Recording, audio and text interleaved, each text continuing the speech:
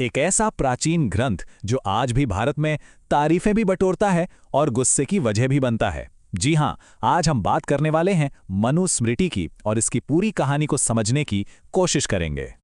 अब सवाल ये उठता है कि एक ही किताब को लेकर इतने अलग-अलग विचार कैसे हो सकते हैं? मतलब एक तरफ तो इसे भारत का पहला लॉ बुक, एक तरह का संविधान कहा जाता है, और वहीं दूसरी तरफ लोग इसे सामाजिक भेदभाव की जड़ बताकर खारिज कर देते हैं।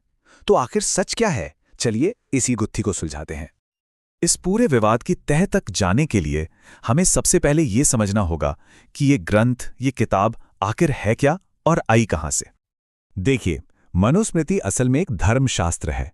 अब इसे आज के ज़माने की कोई कानून की किताब, कोई पीनल कोड समझ लेना, ये एक बहुत बड़ी गलती होगी। इसे ऐसे समझिए कि ये एक तरह की गाइड बुक थी। एक आदर्श समाज कैसा होना चाहिए, उसके लिए एक विजन था।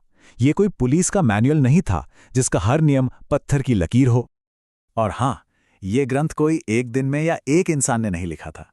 सोचिए, इसे लिखने में करीब 400 साल लगे।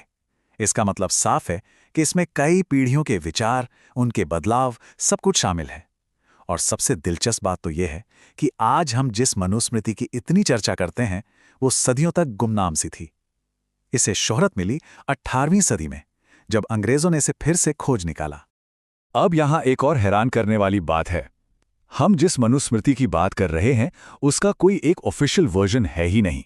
50 से भी ज्यादा अलग अलग मैन्युस्क्रिप्ट्स यानी पांडुलिपियां मिली हैं, और कमाल की बात यह है कि उनमें आपस में काफी फर्क है। तो जब भी कोई मनुस्मृति को कोट करता है तो एक सवाल हमेशा रहता है, कौन सी वाली मनुस्मृति?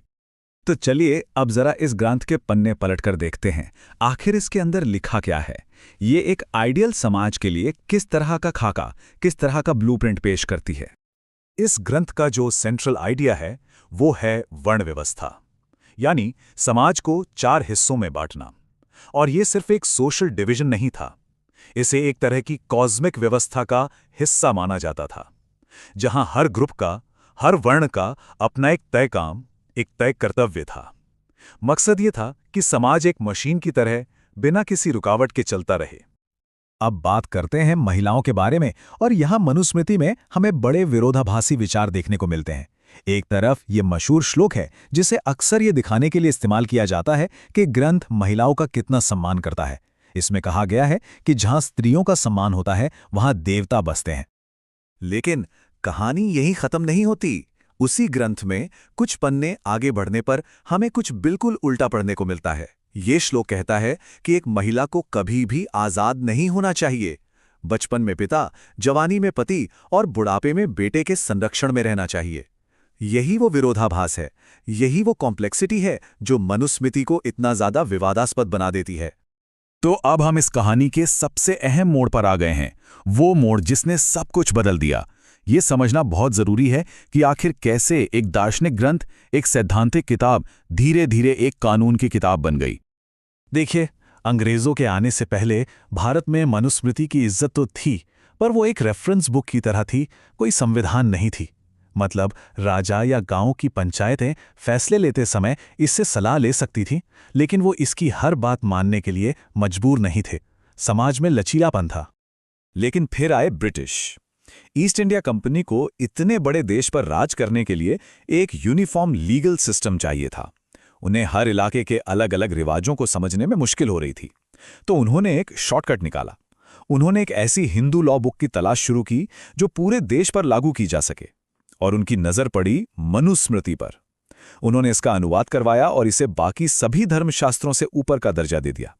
बस यहीं से एक दार्शनिक ग्रंथ एक सख्त कानून की संहिता में बदल गया, और ये एक बहुत बड़ी ऐतिहासिक भूल साबित हुई। और इस बात का सबूत हमें गवर्नर जनरल वॉरेन हेस्टिंग्स के 1772 के इस आदेश में साफ साफ मिलता है। उन्होंने कहा कि हिंदुओं से जुड़े विरासत, शादी, जाति जैसे मामलों में शास्त्र के कानूनों का ही सख्ती से पालन किया जाएगा। इस एक फैसले ने, इस औपनिवेशिक बदलाव ने मनुस्मृति की पूरी विरासत को हमेशा के लिए बदल दिया, और इसके जो नतीजे हुए वो आज तक महसूस किए जाते हैं। तो हुआ ये कि अंग्रेजों ने ना सिर्फ मनुस्मृति को कानून बना दिया, बल्कि उन्होंने इसकी सबसे कठोर, सबसे भेदभावपूर्ण व्याख्याओं को चुना और उन्हें लागू कर दिया। इससे ग्रंथ का जो लचीलापन था, जो समय के साथ बदलने की गुंजाइश थी, वो सब खत्म हो गया। और इस पर एक ठप्पा लग गया, सामाजिक असमानता और उत्पीड़न का प्रतीक।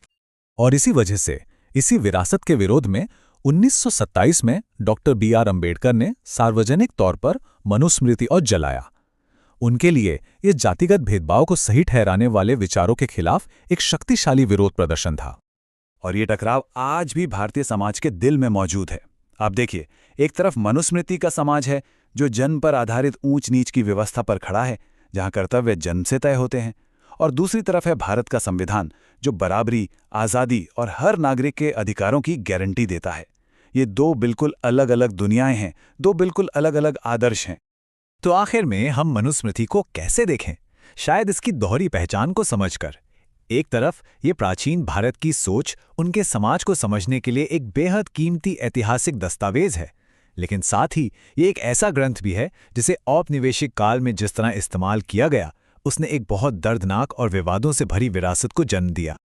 और ये हमें एक बहुत बड़े सवाल के साथ छोड़ जाता है, जो सिर्फ मनुस्मृति का नहीं है, बल्कि हर उस समाज का है जिसके पास एक लंबा, जटिल अतीत है। सवाल ये है कि आज के दौर में एक आधुनिक समाज को अपने प्राचीन ग्रंथों के साथ कैसे पेश आना चाहिए, खासकर उन ग्रंथों के साथ जिनमें एक तरफ ज्ञान का खजाना है तो दूसरी तरफ गहरे सामाजिक भेदभाव की बातें भी हैं। इस पर सोचना बहुत जरूरी है।